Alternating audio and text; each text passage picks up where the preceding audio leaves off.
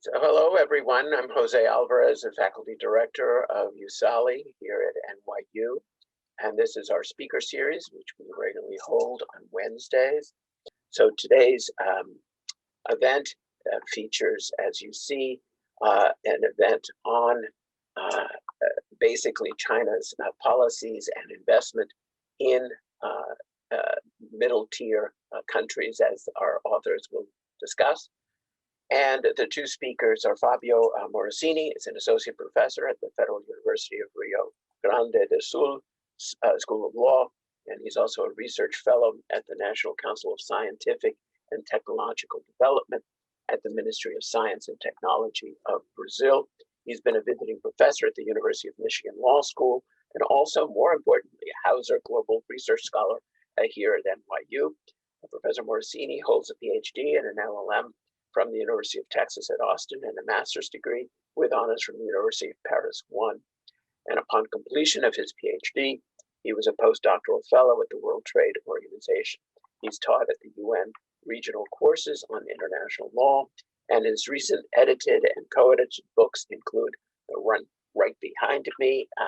In the chat box, you will see a link to where that book can be found. Both as an ebook and as a hard cover. And the book is Reconceptualizing International Investment Law from the Global South. As you'll hear, it relates directly to the draft paper, which is now included on the announcement for this event today. And that book was published by CUP in 2018. He also has other books that, including one on Derecho Internacional, that is forthcoming. Professor Michelle Sanchez-Badin is an associate professor at the Getulio Vargas Foundation School of Law in Sao Paulo, Brazil, one of the coordinators of the Center on Global Law and Development at the law school. She earned her PhD in law and LLB from the School of Law at Sao Paulo, and she held researcher positions at the University of California at Irvine, the Brazilian Center of Analysis and Planning, and the Graduate Institute of International and Development Studies. She was also a postdoctorate fellow at the Hauser Global Law School program here, and she was one of the founding members of the Society of International Economic Law and a co-director of REDDEI, the International Law Network in Latin America. I believe our speakers have a PowerPoint, and then we will engage in a moderate discussion. And as usual, we welcome your questions, which I will direct to the speakers so that we'll reserve at least 20 minutes or so at the end. So keep and reserve your questions. Feel free at any time to write them in the Q&A box. And with that, I'll turn it over to Professor Morosini. Hello, good morning, everyone. Can you all see my presentation? Okay, so thank you so much, Jose, for this invitation. Michelle and I were thrilled to be here. Would like to thank, first of all, NYU's US Asia Law Institute, also everyone who is making this event possible here, including Alex's and also Catherine Milhelm. I'm going to give you a 20-minute presentation. If I speak for more than 25, I would ask, please, Jose, to just let me know, and then I'll stop. So today we're presenting our most recent research, and the title of the presentation and also the title of the paper that is now available to you is called International Economic Law by Other Means, and we're looking at a particular deal involving Chinese investments in Brazil electric power sector. So the outline of the presentation is going to, I'm going to start with a little bit of a context, telling very briefly about who we are in this research project, what we do, what we have been doing in the past, and how it connects to this particular presentation, and also how we've been doing it in terms of the methodology that we have been using. I'm going to guide you through some of our main products. So One of them is the book that Jose has just advertised. But we have also other publications that tied into the general argument of this paper and research program. And finally, I'm going to talk a little bit about the main findings and takeaways of the paper that we are given today. So this is the paper we're giving today is really a product of a joint research initiative between Michelle and myself. We've been working together for many years now. We are based in different institutions in Brazil, but we share a common research group that is also working on this research with us. And that includes undergraduate, master's, doctoral, and also postdoc students. We are gladly financed by different Brazilian aid institutions or aid agencies, and that's quite important, especially these days in Brazil. So our research program can be qualified as researchers Fabio, sorry to interrupt. Can you put your PowerPoint on full mode so people can actually read the whole thing? I don't know if you can do that. Like that? Yeah, that's better. Thanks. Great. Sure. Okay, so what we do is we are actually, we look at how international economic law, trade, investment, finance operates in the global south. Because we're located in Brazil, we have a Brazil focus. And what we try to gather out of this analysis is really how these experiences that tend not to be under the radar of the international economic law discipline, how they can contribute to the global understanding of the discipline. For that, we use empirical methods such as grounded theory. We usually use different software for qualitative research, such as Atlas TI. We conduct interviews, and also our research is based on interdisciplinary studies, mostly the intersection with international relations. So far, we have been able to produce studies that tackle this broader picture of the international economic law in the global south. Our book on it's called Reconceptualizing International Investment Law, tried to answer this broad research question in terms of what is the contribution that countries or some countries in the global south can offer to the ongoing debates on investment reform. And then we gathered some countries. We did comparative analysis between a diverse group of countries such as Brazil, India, China, Australia, Chile, and also South Africa, to come up with solutions that and put up these solutions for academic debate, but also to try to influence policy work. We have done a research, also another research on the bilateral economic relations between Brazil and Angola, where we unveiled what some academics in the North would call primitive international law arrangements. We challenged that claim, and we tackled this, our argument basically saying that countries in the global south, they have different ways of operating the international economic law governance space, and that can be explained by several factors, including the limits or maybe shortcomings of other more institutional arrangements, or arrangements that we tend to connect directly with trade and investment, such as trade agreements and bilateral investment agreements. We have also done research on the interaction between Brazil and Bolivia, where we focused on this, what I am assuming that many people here know about the question involving Bolivia's expropriation of Brazilian assets, Petrobras assets in the past, and then we analyzed different legal remedies that were available to Brazil, and how Brazil used a more what some would qualify as more diplomatic relations, and we qualify as just another layer of legal international economic law governance. The current project that I'm going to be talking to you today is a continuation of this, a spin-off of this research program. And we're looking at, we're entitled in, we're calling it International Economic Law by Other Means, where our final research goal is to unveil the normative implications of Chinese outbound investments. Our main focus of analysis when we look at the comparative international dimension is what we call middle income countries or middle tier countries, as you wish.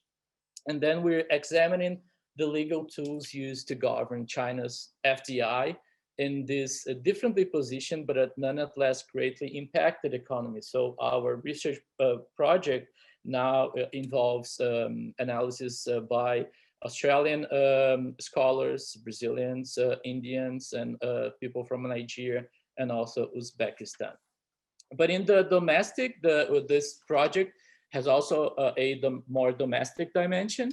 And then in the domestic dimension, we are documenting and also contrasting Chinese investments in selected Brazilian economic sectors. So we're looking at energy, telecommunications, mining, and agriculture. So this paper fits into this broader picture, right? In trying to unveil what countries in the global south, in the encounter with the Chinese economy through investment deals, what these experiences can tell about the regulation of investment and how and what lessons these encounters can maybe raise for other countries. So there is an unprecedented flow of Chinese investments in Brazil, and we're looking at a particularly experience. So a particular deal with the Chinese investments in the electric power sector. We're looking at the acquisition of a Brazilian corporation, the CPFL, by a Chinese state-owned enterprise, State Grid. And that is the largest deal involving Chinese investments in Brazil so far. And when we look at this particular deal, we're addressing two research questions. First of all, we're trying to unveil the legal instruments, the legal tools that have been used to support these economic interactions between China and Brazil. And here it is important to call the attention that unlike other economies, Brazil and China, or standard forms of investment regulation, Brazil and China don't have an investment, a traditional or standard bilateral investment treaty, right? So if they don't have this standard form of investment protection, then the question becomes, and if we see an ascendancy of Chinese investments in Brazil, the question becomes, what are the legal tools that Chinese investors use to protect its investments in Brazil? So we want to unveil these tools from the premise that bilateral investment treaties is not in the picture. And also, while we do that, we would like to address whether these tools that have been used by China and Brazil in these bilateral economic interactions, whether they can be qualified as disruptive of the current international economic law order. Because there is research or taking place at the moment that qualify the way that China governs international economic law as something very different from what we expect, right? So we would like to also tackle this question, because from the experience of Brazil, there are many similarities in the way that China approaches its international economic law order to the way that Brazil has been experiencing the international economic law order, and that can be documented also in our previous research that I just showed to you. So how we do it, right? So how we conducted this particular product of our research. We focused on the acquisition of the Brazilian CPFL, an energy corporation, by a large Chinese company, which is a state grid, a state-owned enterprise. So that needs to be highlighted too. We conduct a methodology that breaks down this research into three different levels or layers, and that's I'm going to explain that in why we're doing that. But we at first analyze the China-Brazil approach for energy or investments in energy at the macro level. So here we are focused on government-to-government regulation, usually bilateral arrangements. Some would qualify it as diplomatic types of arrangements. We claim that there's more than just diplomacy there. There's law also there. We also examine what we call the meso level, which is how the Brazilian regulatory environment for the electric power sector, how it addresses this increasing flow of Chinese investments in the sector. So the question would be, is Brazil's power sector law good enough, or can it handle Chinese investments, or should we be really worried about it? And then finally, we conduct a micro level layer of analysis where we investigate the corporate governance and management aspects of this acquisition. And here we're really concerned about the Chinese party, the Chinese Communist Party, potential interference with the day-to-day operation of the acquired company. Our argument, I think, answering to the broad research program that we have, is actually a claim that we would like to contribute to this debate, to the global debate on international economic law, is that it can be located in alternative normative spaces, such as government-to-government diplomatic arrangements, domestic sectorial regulation, and private law spaces, such as contracts, corporate law, etc. So we're trying to move beyond debates or beyond the location of international economic law in traditional vehicles, such as bilateral investment treaties and trade agreements. We're saying that there are other ways of doing it, and then this is an example of how this is being done. And secondly, in relation to this particular paper, we're claiming that this particular deal with China in the energy sector, CPFL, is not disruptive of how Brazil is used to approach the international economic law order for several reasons. So let me move to the main findings of each part of the paper. So each of the three different categories or layers of analysis. So first, we started analyzing this government-to-government type of interaction, where we analyzed several documents that involved a memoranda of understandings, cooperation agreements, and the Chinese the 10-year plannings, 5-year plannings, and also joint action plans. I think under standard international economic law literature, this could be easily qualified as just, standard diplomatic relations that China would have with any country, and that other countries also have in their diplomatic day-to-day operation.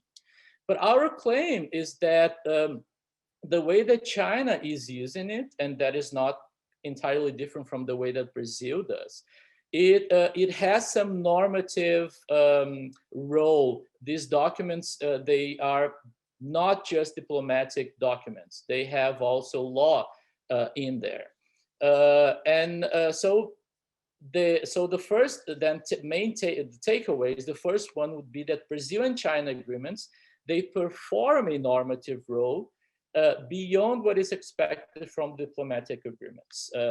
First, because they create bilateral bodies to manage their economic interactions, such as the Brazil-China High-Level Commission. And that is a particular trace that Brazil encourages in its agreements. So Jose knows about the Brazilian agreements on cooperation and facilitation, where we don't have a standard investment state dispute settlement, and the Brazilian model encourages this modes of investment mediation, and through governmental bodies such as this one that we have in place between Brazil and China. So there's no much novelty there.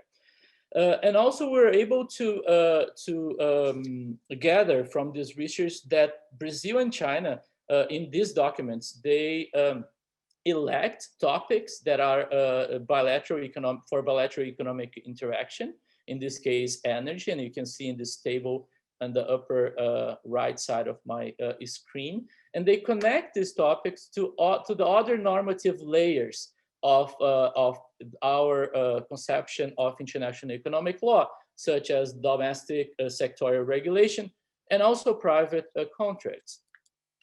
So we move to the second level of analysis in our paper. And then here we are focusing on the meso level, where we analyze this highly complex web of laws that constitute Brazil's electric power sector. And the question is, what is the impact, or can we document or perceive any impact that the ascendancy of Chinese investments has caused to this existing Brazilian law? So have Brazilian laws changed to accommodate Chinese investments, or are Chinese investment putting any pressure on the Brazilian policymakers to change its laws to have more, to accommodate more Chinese investments? So I think this is an important claim, because unlike smaller economies, and I think in the US, there's an emerging literature saying that, China is that trap. There is all these several African countries that are accommodating Chinese investments, but they are actually trading, let's say, capital inflows with political influence from China.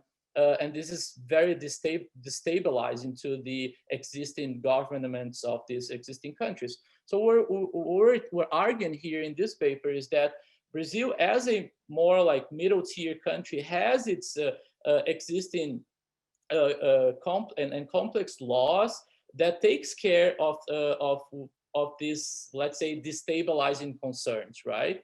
It has over the years developed a sophisticated regulatory environment to govern the electric power sector, and an efficient monitoring system to be performed by the state. And I think something that is quite important for us to highlight in this presentation is that even though Chinese investment is really very much impressive in Brazil these days, and that we can explain in the Q&A the political reasons behind that, but the existing regulatory environment was developed to answer or to address private investment, and especially or including foreign private capital. So since the 1990s, Brazil has been developing a regulatory system to regulate or to govern the transition from a state monopoly in the energy sector to a system of private privatization. So we have many investments in Brazil, and that's not a new story. So when we talk to experts in the field, they say, yes, Chinese investments they are impressive, but so are other investments that we have from other European countries, from North America, and we have a system, we developed a system that is able to address these concerns that you might have with Chinese investments, because in the end of the day, Chinese FDI is foreign FDI, as many other FDI that we already have in Brazil. So nothing to be really concerned about. And finally, we move to the last part of our analysis, is when we move to the more, let's say, private law side of our conception of international economic law, where we are looking at the corporate governance or corporate management dimension of this particular deal. And here, the literature on corporate governance is quite aware and concerned about the possible implications that the Chinese Communist Party may have on these types of acquisition, given that as the state grid is an excellent example, it's a state-owned enterprise. So there are all sorts of links between the state-owned enterprises with the Chinese state and with the Chinese Communist Party.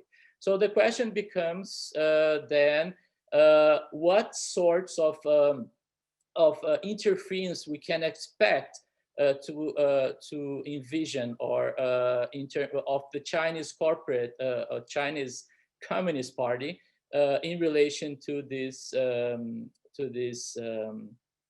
corporations, right? So is there interference, or can we say that the corporate form remains,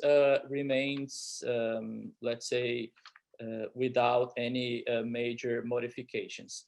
So there's this concern in the corporate law field, and we interviewed several people working in the field in Brazil, and we analyzed some documents too. And we realized that once CPFL was acquired by China's state grid, a series of corporate management reforms took place, such as the verticalization of energy operations of the CPFL group. But then we know that this is a standard practice, so it's not really something quite unique of the Chinese operation. Unlike other countries, and this is a concern that we see in the literature, that once China acquires a company, it replaces the local employees by Chinese employees. And here, in this case, we don't see that taking place. So Brazilian employees remained working in the corporation. And I think the most, let's say, the most intriguing part of this part of our analysis is really how China has a particular feature of its corporate governance structure, which is the shadow administration or shadow managers. In very, let's say, briefly, is the idea that for Brazil, so in this case, Brazilian managers, they would have a Chinese counterpart as their shadow, so they would have to report to the Chinese counterpart. And that, for some corporate law scholars, is a way that the Chinese Communist Party could be influencing the day-to-day operation of the corporation, and would be, let's say, offering a new form of corporate form with Chinese characteristics. And the concern really is the Communist Party interference. In our research, on the other hand, we find that despite these concerns, there is no sign so far. We're not saying that there will not be, but so far, there's no sign of reported CCP interference in the day-to-day operation of the corporation once it has been acquired by China. And on the other hand, we suggest that the China so far, and maybe it's a first step, we don't know, is using the Chinese or the shadow manager, the Chinese shadow manager, as a pedagogical tool. So to learn about the domestic environment where it's operating, to then maybe take other steps that it has not yet taken. And also for market uses. So China is trying to enlarge its presence in foreign markets. And so the shadow manager could be some sort of liaison between the local Brazilian environment and also to discover opportunities, business opportunities for other Chinese service or product providers that can fill in this gap in the Brazilian environment, in this case in the energy environments. So this leads me to the conclusion of this paper, which is that Chinese investments in Brazil's electric power sector, while they are impressive, given its magnitude, they do not disturb Brazil's international economic law order. First, because Brazil and China, they share a common international economic law vocabulary. That was especially the first part of the paper where we analyzed these government-to-government interactions. Secondly, because Brazil's power sector regulation has been designed to accommodate FDI, including Chinese, and so not for China. And finally, because despite concerns in the corporate governance literature about CCP's intervention in the corporate form, the present case does not yet support such concerns. So we're really keen to listen to your comments and questions. Again, this is I think the gap in the literature that we're trying to fill here is really how China's interaction with other let's say less fragile economies, but yet developing economies are really accommodating these concerns that are common today, not only to developing countries, but to developed nations as well. So what lessons can we take from here? Here's our email addresses should you would like to write to us directly. So thank you so much. And I now give the floor back to Jose for his comments.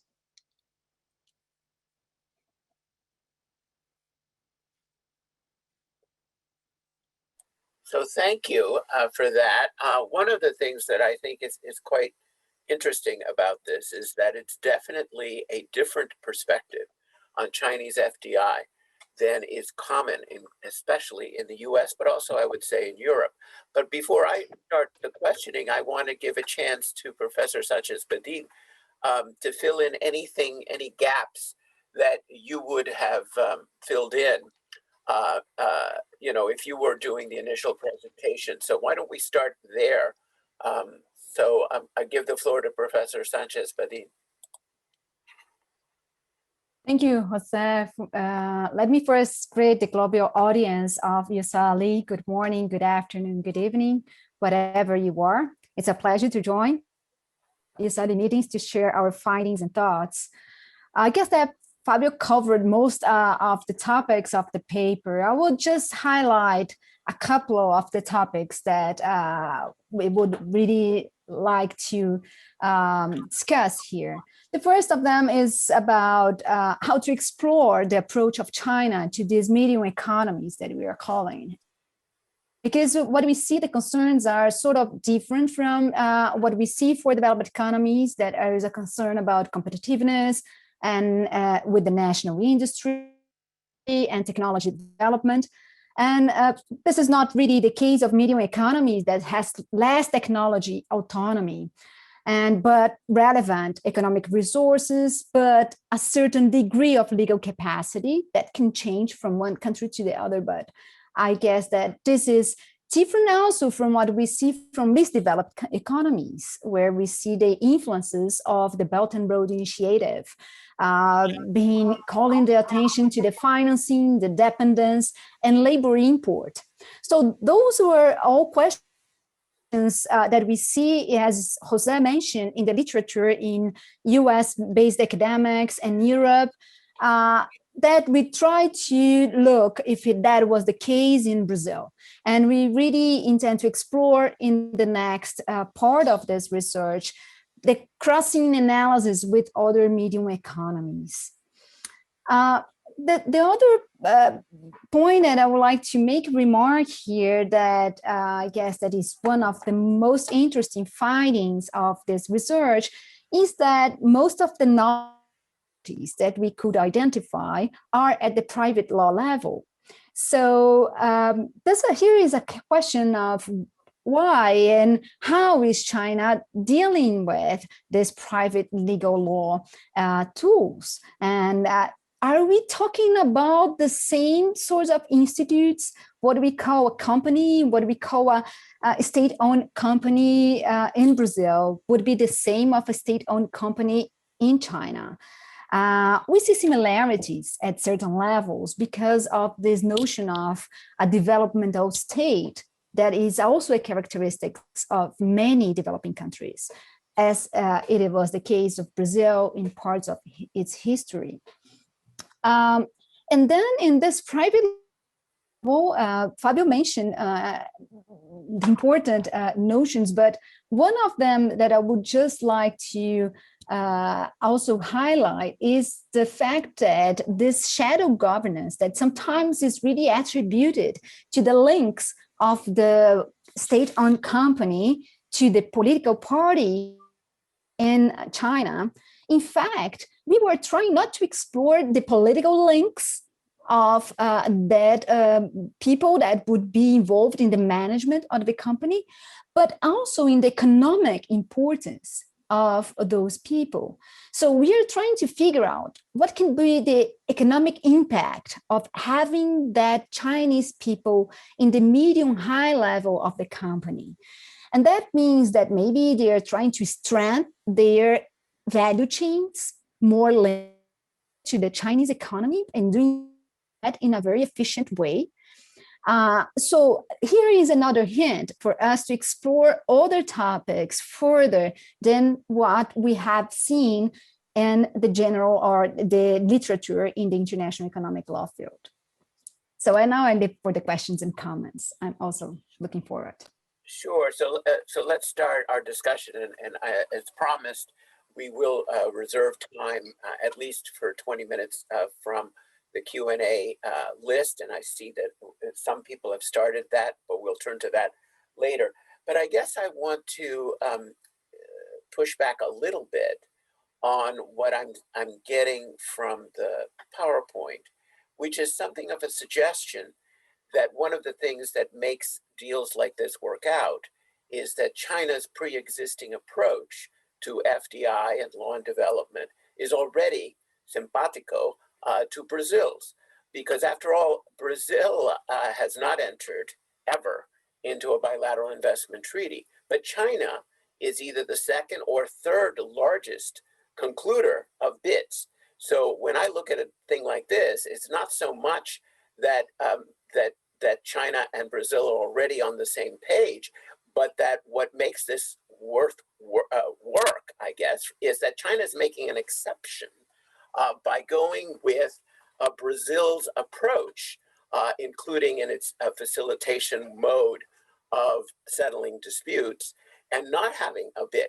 China's normal approach throughout its Belt and Road, elsewhere, and even with respect to Europe, is to pursue the typical investment dispute settlement approach. In fact, China is a leading defender of investor-state dispute settlement, and even wants to add an appellate chamber that would even judicialize it further, perhaps, when you look at reform agenda of the investment regime.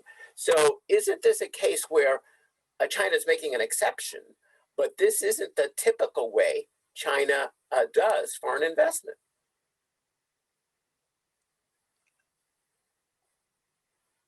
Sorry, I can start answering this. This is really very provocative because what we could, the case of Brazil is really an abnormal case on BIT's history, right? Brazil is a large recipient of investment, but never ratified a BIT. And so it's the counter case for having this legal tool as the main system to promote investments. But, and then I guess that this is a still open question. We don't have a final answer, because what we could see that is for the case of Brazil, China is still using other instruments. China never proposed a BIT to Brazil. And this is part of the diplomatic sensitiveness of China, of knowing that this is not the way. On the other hand, China is one of the closest partner of Brazil in proposing an investment facilitation framework at the WTO. So China is exploring the multiple, in my view, the multiple ways of regulating investments, and that may be different of the case of Brazil. So China is not a standard medium economy, is getting part of the G2, right?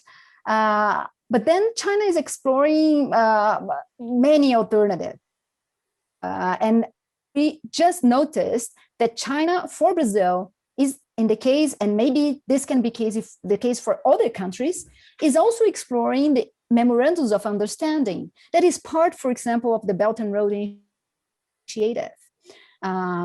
Having the same design of the year's planning and having this perspective of a medium-term planning, and then deciding on the topics for closer cooperation, and having other sorts of bilateral committees administering, managing the agreement. So that was the importance of this finding in the paper, is that China was not exploring the BIT with Brazil. And although it was exploring a memorandum of understanding, it is legally enforceable. It is not the same sorts of enforcement that we see in the BITs, such as ISDS. And yes, and it's finding the answer for a medium economy to be very open to its investments. I don't know if Fabio would like to complement. I think I agree, and I think that Jose touched on a point that is something that came up in our research, is the Chinese ability to accommodate different interests from different countries, and this has been documented for many years. If you look at the history of Chinese interaction with BITs, there are different phases where China was more, let's say, skeptical about it, and then it included BITs but no ISDS. I don't know, it might also be I don't know, a feature of, I think that in this particular case, given the importance of the whatever Brazil can offer to China, I think China is or Brazil is also in a position to find with China other ways of promoting investment outside of the bilateral investment treaties model. And I think it also says something. I understand that China is a large promoter of bilateral investment treaties, particularly at this moment in time where China has become this major player in the international economy. So it's no longer a recipient of China of foreign direct investments.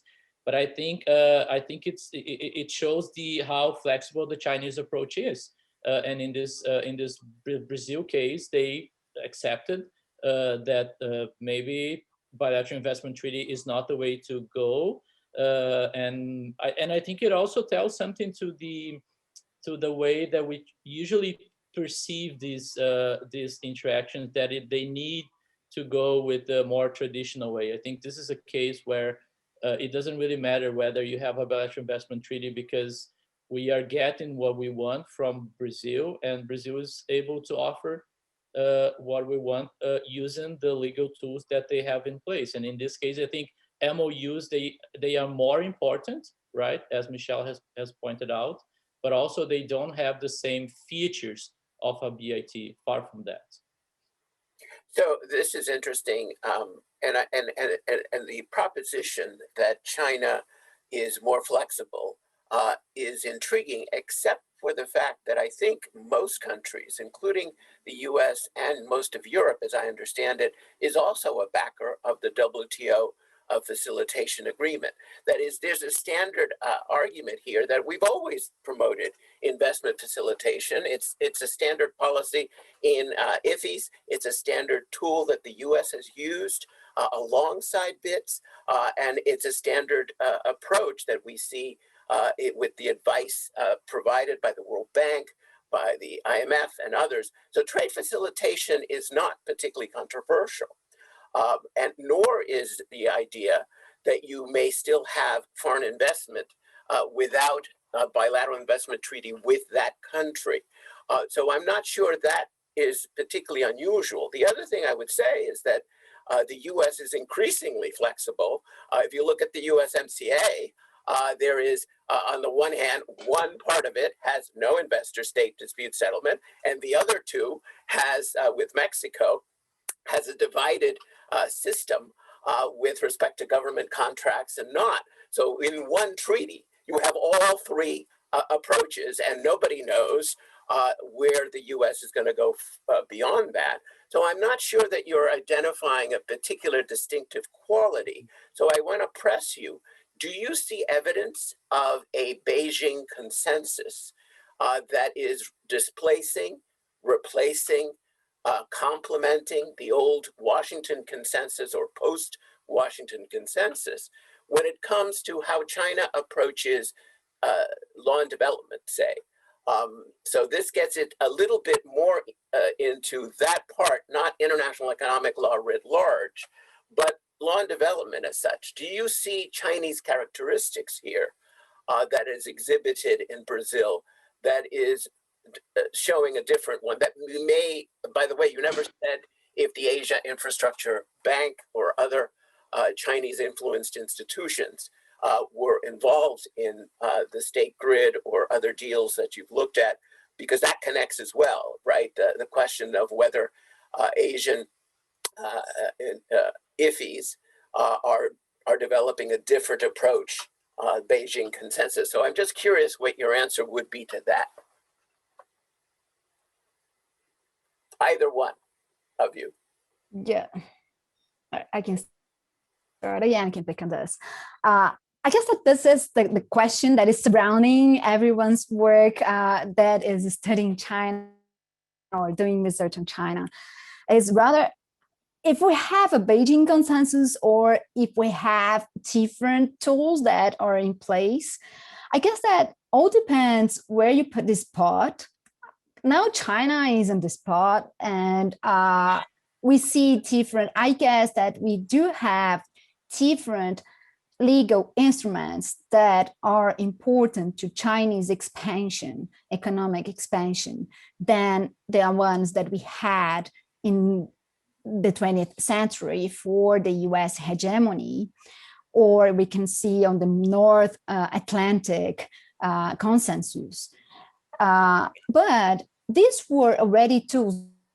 Is one of the things that we would like to highlight is that these were already tools used by other developing countries. That is why it is not so innovative to Brazil to have this sort of regulation of Chinese investments in Brazil through a memorandum of understanding and bilateral committees. That is part of our tradition, diplomatic tradition. It's not new.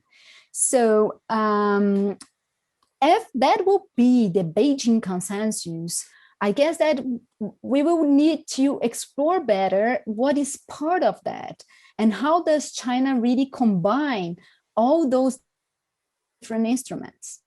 Is that for as Chinese people that we had been in touch, they always say, no, we really take into account the specificity of each country.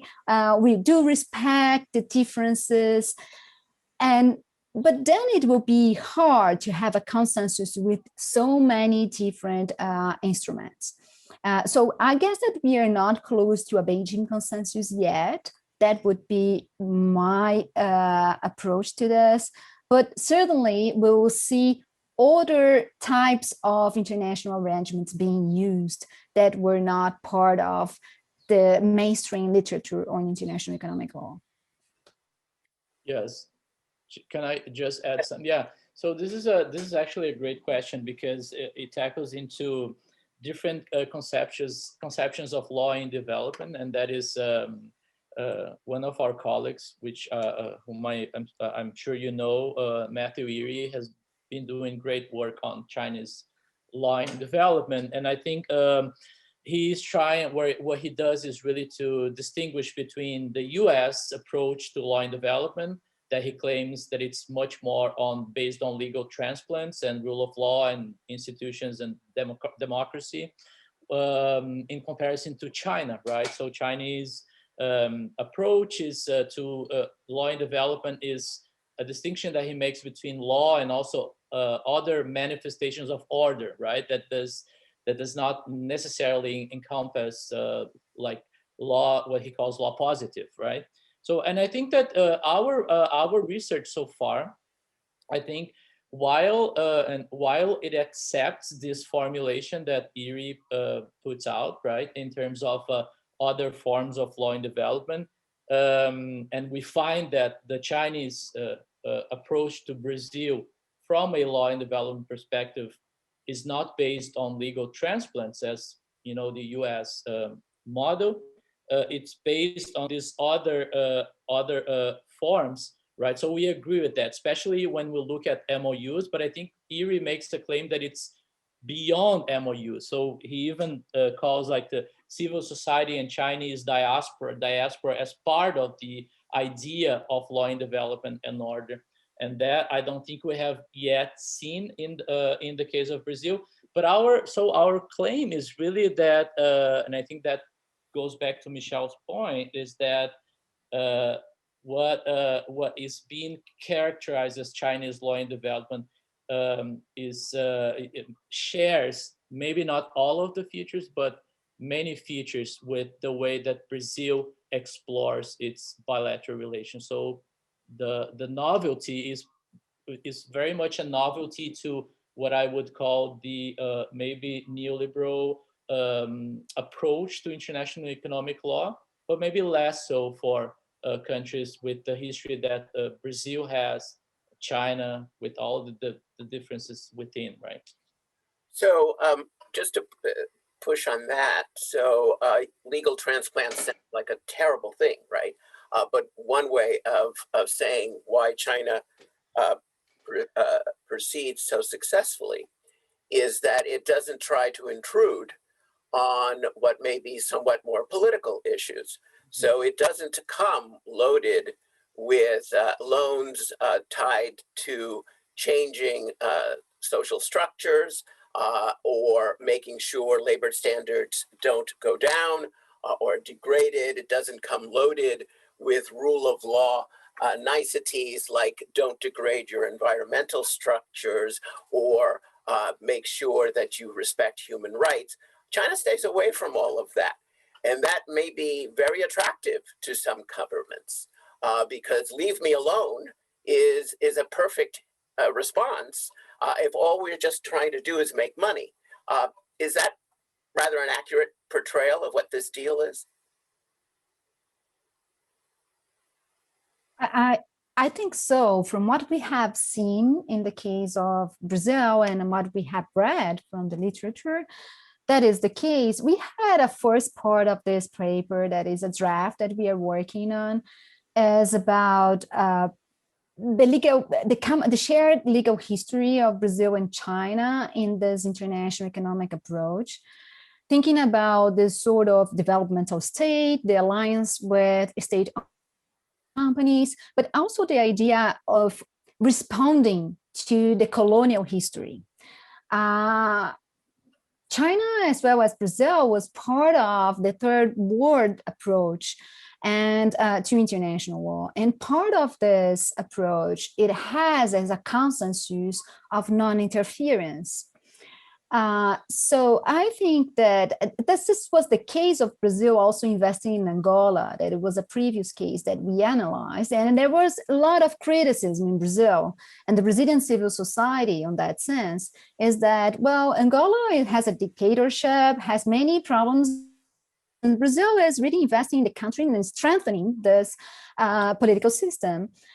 And Brazil ever reacted on the sense of this, the part of our diplomacy is based on non-interference. This is our consensus. So maybe this is part of the news consensus of Beijing. It's really non-interference. For sure that all depends of how much China can keep standing its own economic interest. Let's see how that the track. But I think that the background would be this abandoned consensus on the past.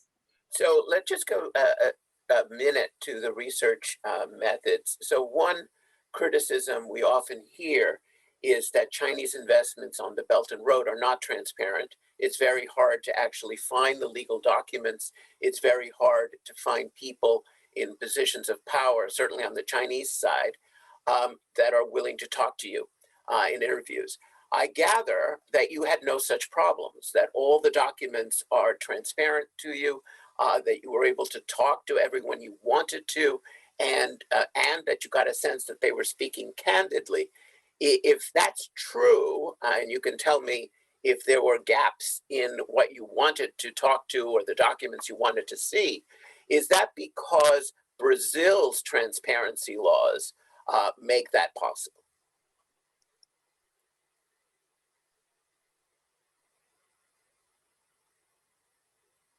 Would you like to start, Fabio? Oh, you can start. That's all right. Yeah. Yeah. Well, I wouldn't say that always transparent, but part of what we claim as non-transparent probably is part of our how hard it is to approach the different structures of Chinese economy. I see here that there is a question about the connection of state greed with SASAC and then CCP. That is not also transparent, but at the same time, we had an exercise of comparing, for example, investments in Brazil from a Norwegian company that is also state-owned. And it is not as transparent as we think so, because it is state-owned. They have a way of investing in the energy sector that normally has just the closed company there, so they don't publish all the documents. And then if you go to the government's information, you don't have all the information, all the financial statements of the company. So it is not as transparent as we think, but we do trust that Norwegian government is following that investment and that democracy has its tool in there to follow those investments. So I guess that we should maybe try to make more comparisons with what we have, and also try to better understand what we have on China. How did we deal in this research, as you mentioned, Jose, with the methodology? Part of the research, we had to go on interviews, because many of the questions that we raised, for example, the case of the shadow governance, these were just rumors that were part of the newspapers and no one knew what would be. So we went to the businessmen to ask them, how does that happen? We went to the regulatory agency in Brazil to understand if that impacted, if they had a different name of people that would be responding to the agency in Brazil. So that would help us to clarify. But this sort of methodology, I guess that we would have to use to apply if we would have a case of a state-owned company investing in Brazil from an European country as well. So I'm not saying that China is as transparent as European companies, but I just reporting that for a country that is a recipient of state-owned companies from different parts of the world, we have difficulties in finding out information from all those companies. And China is one of them. And then as an academics, what we decided to do is to go through interviews that helped us a lot, Brazilians and Chinese and people working with China. And this connection that has been suggested in some works about the connection of the CCP with SASAC and then with the state-owned companies, we didn't find that in the interviews. Many people, what was reported is that state-owned companies in China is much more diverse than we have in the Western countries. There is a number of state companies. They should compete between them. We find out, we know about the limits and of the Chinese academy, and we find out papers that were kind of criticized state grid and the way state grid was approaching technical issues. It seems that part of the innovations of state grid in China was part of the public debate in China. And it was a surprise to us. So we didn't find out for sure that what we found is that there are names in the state-owned companies from China that are part of the political party. But what we see is that kind of the political party is another country. It's about millions of people there. It's much more complex institution than we can figure out based on our political party systems in democratic states. That would be my points, just to give you a few of them. Fabio.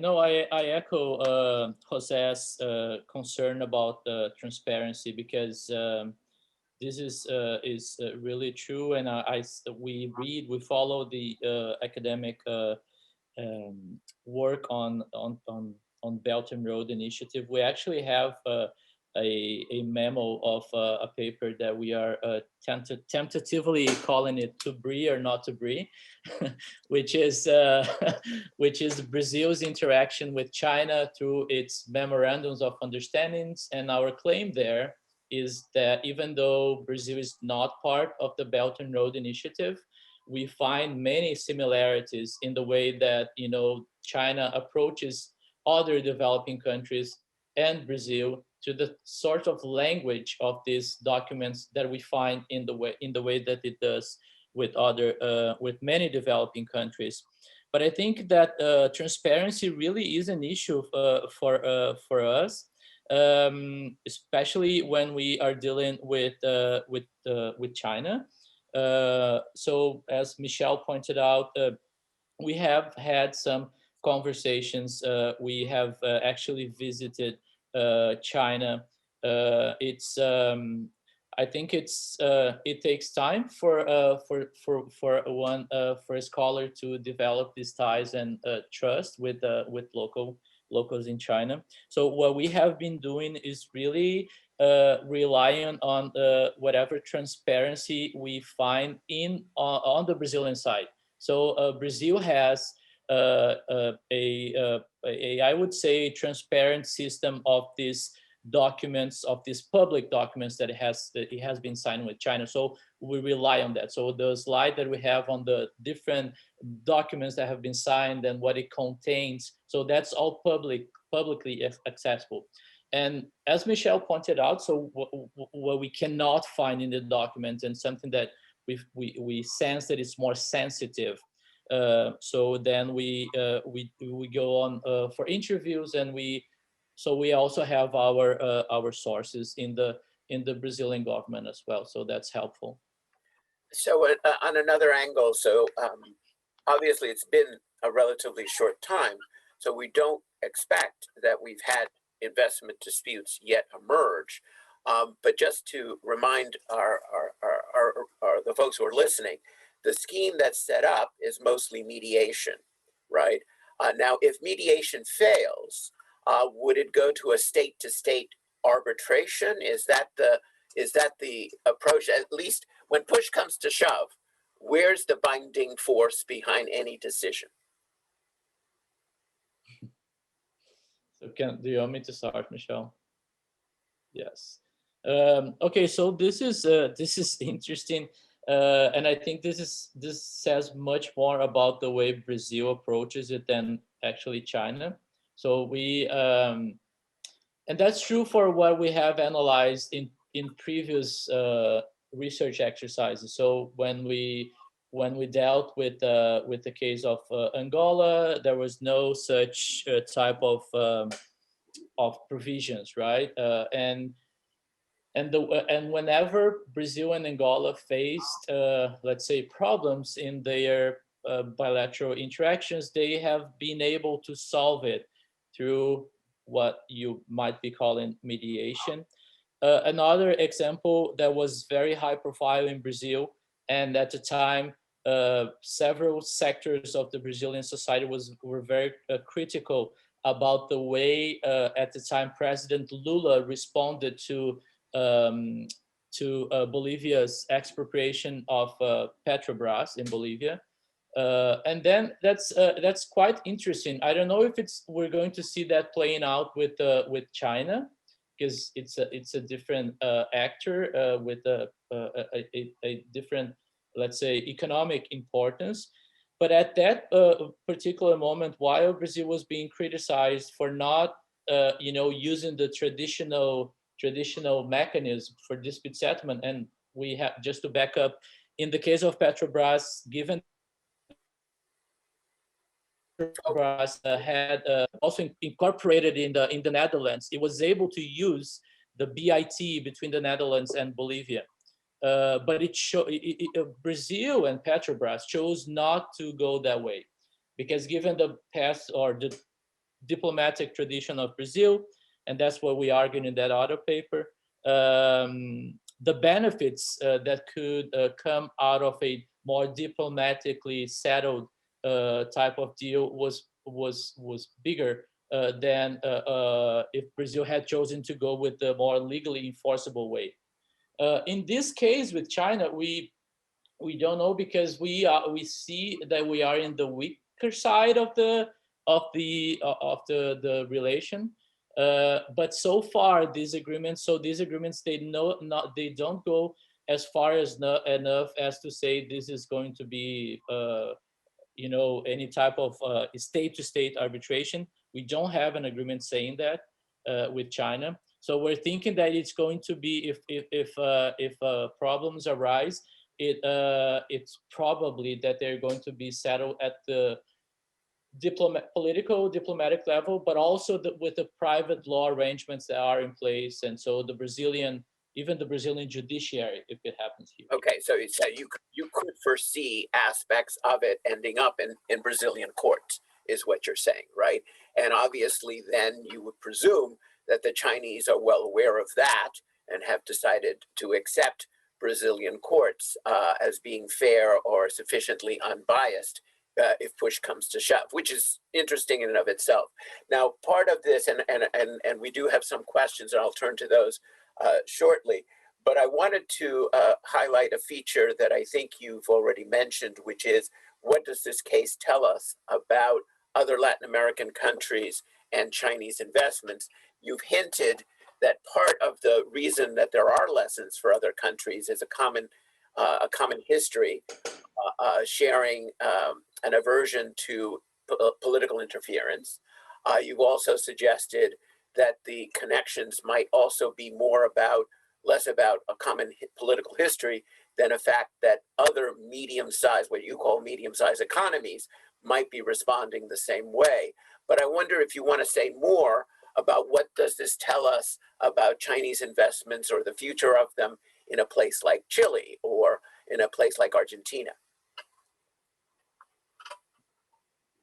Would you like to start, Michelle? Or okay, so let me start, and then I'll give the floor to Michelle. I think it's a great question, but my first answer would be that it's really hard to think about Latin America as a monolithic, block. I have taught Latin American law, Latin American trade and investment. I understand the box that we are in, but I think it's really hard to come up with answers that are let's say good enough for every Latin American country and even the Caribbean. I think Latin American countries, I do think that they share some characteristics, and that China sees in Latin America is this let's say search for natural resources. So I think that's a common trace between Brazil and other countries such as Chile, Peru, Argentina, right? But I do think that there are also institutional differences between these countries. And I'm not saying, I'm not talking about the case of Chile, but I'm thinking about least developed countries in Latin America. And I think our exercise shows that if we look at what we call a middle income economy, the types of concerns that have been fleshed out in the literature, that China is, and I like the way that Erie starts his paper on China's law and development about an example with Djibouti. And you have the sense that, okay, these countries, their institutional let's say capacity is really so weak that they cannot challenge China, right, and its interactions in the country. I think Brazil and some other countries in Latin America can benefit from more, not sure sophisticated, but more consolidated institutional arrangements that are able to address Chinese threats or Chinese challenges. But I do think that it's not true for every country in the region. So as investment regulation that Jose was mentioning, that the USMCA has different sorts of answers within the same agreement, I think I would go a similar line in saying that in Latin America, there are going to be different solutions. Some are, developed countries in the developing world will be able to answer in a certain way. And I think Brazil is one of those cases, but others will follow a, let's say, less beneficial route for them.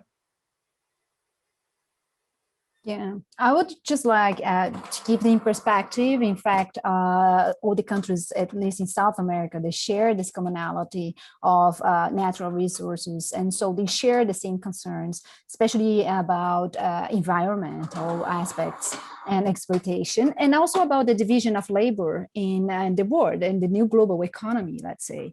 But at the same time, what we see legally, there are different approaches. All South American countries, except for Venezuela, they have a bilateral investment treaty signed with China.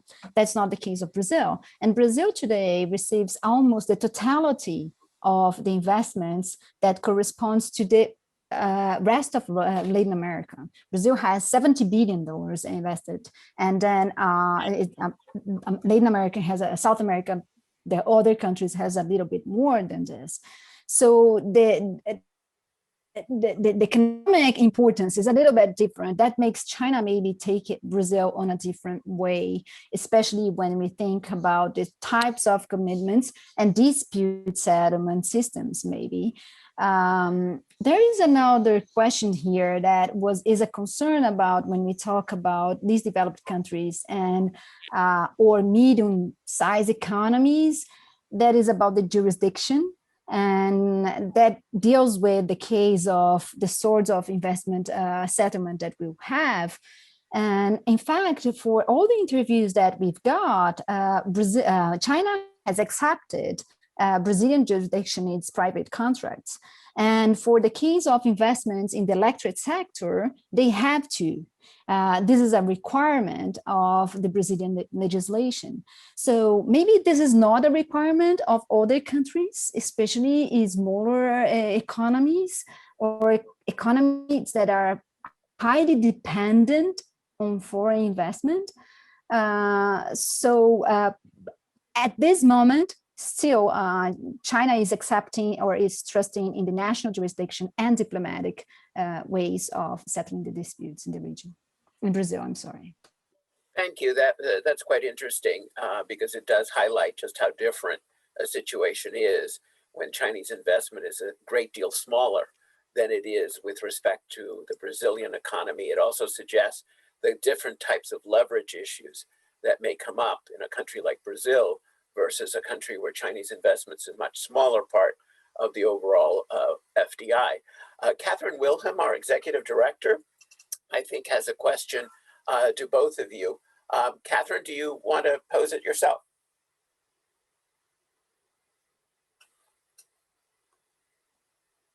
All right. Sure. Thank you very much. Well, I was interested in this question of identifying and measuring Chinese Communist Party influence. Like, what indicators would you use as evidence of such influence? Because of course, I'm presuming there isn't some way for you to actually access the communications, the internal communications. And as you know, in many cases, the party members involved in any particular institution, including the state grid, are also going to hold managerial roles. So the same person might wear a party hat in some settings, and in other settings wear a managerial hat. So I'm wondering, how did you go about trying to identify party influence in the first place? And then whether you had a theory as to whether the party's interests in an investment such as this, the state grid one, would diverge in some way from the interests of the state grid itself as an entity and the interests of the Chinese state as an entity. In other words, do you perceive some daylight amongst those, or are they actually really all aligned in seeing this investment as an opportunity to develop markets, to make profit? Was there any evidence that you saw of competing interests? Thanks. I think I'll just start, and then I think it's a great question. We try. So this is I think the first thing to say is that we've only touched on this corporate the shadow administration in this particularly exercise, right? We only focused on the CPFL acquisition, so it's hard for us to come with a more general conclusion on the topic about Chinese potential the Communist Party influence in the Brazilian operation. What I think what we saw and tried to get from our interviews is precisely what you're asking. So how can you tell if that is CCP's influence, or if it's just the way that the market operates? I think I don't think it's an easy question, right? We more conceptually, I can tell you, okay, if it's a decision entirely based on market assessment, that you say, okay, it's just the way the market would respond. But if you say everyone is investing in X, Y, Z products or sectors, and then the Chinese corporation is not, then you can think maybe it's the influence of the party that's saying that even though the market says so, you're operating, you're behaving in a different way. I don't think it's clear from the exercise that we did. We were not able to respond beyond what we have documented in the paper. And I have the impression that it's something that it's not well thought through when it gets to the Chinese investments in Brazil at this point. Because when we make the claim in our paper that there's no Chinese influence, we're making the claim that so far this is not the case, right?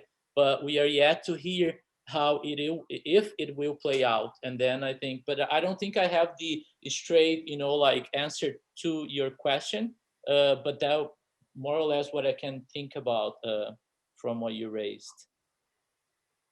Yeah, just to highlight, we didn't work with indicators nor with a counterfactual that we could identify that there is a different interest from the Communist Party and the company, the state grid investments in Brazil.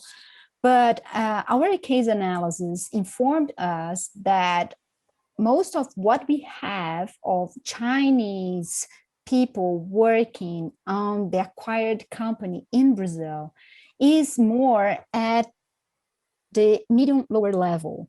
So it means that those shadow governance that would be helping the trust of the relations, the economic transactions of the company in Brazil with other suppliers in China, it would be more a managerial aspect than really the idea of a political aspect. And none of our interviews reported an influence on that sense. So we trusted more on qualitative methodology of interviews than on quantitative. But that doesn't mean that, I guess that we should keep looking at, and we have other people in the group of research studying other sectors, telecommunication, mining, and agribusiness.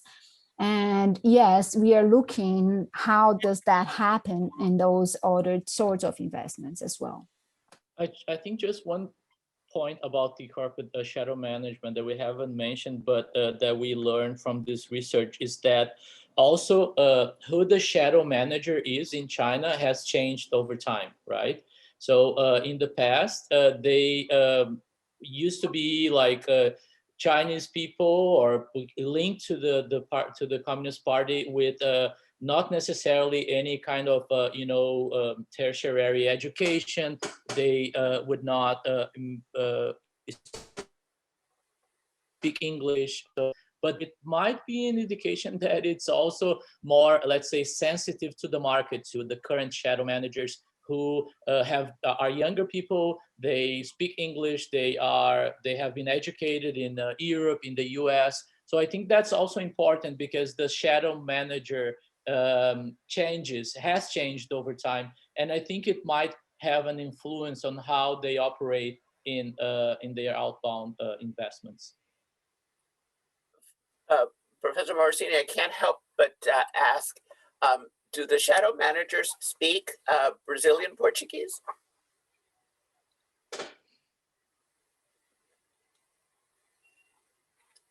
I don't know, did you hear me? So I'm under the assumption that they speak English and they deal with the Brazilian managers, and they communicate in English. Michelle, do we touched on this, or? All of them, we didn't map it, all of the shadows, and even the case that, as Fabio mentioned, there is a difference of generations. First, there were senior people working with the CPP, and now we have more young people with international experience. But there are two interesting experiences, is that Chinese can speak very well Portuguese. It's very amazing that the ambassador in Brazil speaks fluent Portuguese. It's amazing. And we shouldn't forget that China has Macau, that was a Portuguese colony. And China kind of uses part of Macau structures to keep more civil society level, academic level interactions, because these are people that can speak fluent Portuguese. So let me quickly turn to some of the questions. So as you can predict, a number of them traced Catherine Williams' question about how do you define Communist Party influence? And I'm thankful for Professor May Nugent who raised that, but I think you've addressed that. But another question, I think Professor Sanchez-Badin mentioned that you have other people working on different kinds of industries, but I wonder how much you can extract from your electric grill example to the extractive industries which have given rise to the most critiques of Chinese investments in the global South. Aren't those a bit different? And aren't the sensitivities a bit different about the treatment of local labor, environment, corruption? Can you say something more about that and how that may be different from State Grid? One of the main differences we see, like the telecom sector and energy sector, that are highly regulated in Brazil and considered as public utilities, So we have a close supervision of Brazilian governmental agencies of investments in those sectors. And that is sort of different for the mining and agribusiness industry. However, one of the most interesting cases is on the agricultural sector that we could compare with African countries that are large recipients of Chinese investments in that sector. And we see a lot of problems with land acquisition and labor force. And up to now, we don't have any cases reported specifically of Chinese companies investing in that sector, of problems with Chinese investors on that sectors, because first, we don't have those sort of importation of labor. And secondly, Brazil, until recently, very recently, kind of months ago, Brazil forbade the acquisition of land, of a certain amount, of large amounts of land by foreigners. So that was a way of limiting the way that China approached its investment in Brazil. And China then had a different strategy to this sector. So this is a sector that we intend to explore more in a future paper. But absolutely right that we have other concerns in those sectors, and not only on, let's say, only environmental concerns, but there are problems with traditional communities that there, for example, a train system that would cross the lands of traditional communities, and there is a problem of the cultural clash with those communities. So, and this is much more evident in the case of agriculture and mining. So we have, I think this may be the last question we'll have time for, but let's say either because of a change in government or circumstances, say an invasion of Taiwan, a decision by the government in Brazil to call what's happening in certain parts of China genocide, things go south between the two governments. Are there limits on the amount of Chinese investment in the grid because of law in Brazil that could protect you? Given what's happening in Texas, the grid is a pretty sensitive area. What's there to protect Brazilian interests if things really go south?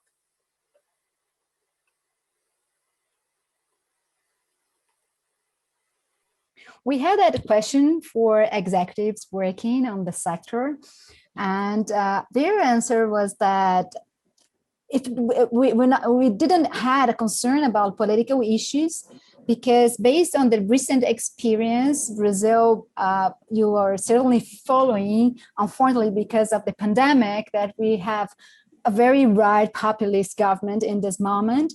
And that was following the Trump sort of international policy against China. That was part of his electoral speech, but when he took office, he couldn't do much because of the importance of Chinese investments in Brazil. So I think that there is a constraint today, an economic constraint today for any political government in Brazil because of the dependence on China. And the case of Brazil is very specific because Brazil is not only dependent on China, but is dependent on foreign direct investment. 30% of our GDP, it comes from foreign direct investment. So we were dependent on US and Europe. So that's the thing, why is it not so new, the case of China? But addressing the situation of having a problem in the grid, the answer from people working in the sector was that, yes, we can have a clash, but if we do, the system will not take more than 3 years to recover. We have the instruments ready to recover and to reorganize. Then there are certain technical level of the discussion that we cannot really dispute. But that was the answer that we got from the regulators and people working in the industry. Well, 3 years is a long time. Ask people in Texas. So I'm not sure I'd be happy with that answer, but we'll have to stop there. Thanks for a fascinating view from the South on an issue that we all too often discuss purely from the global North's perspective. I hope to have you back, especially when you have the next book up here. And I hope we also see essays from both of you in our essay series. Thank you very much for participating, and thanks all for tuning in. See you next week.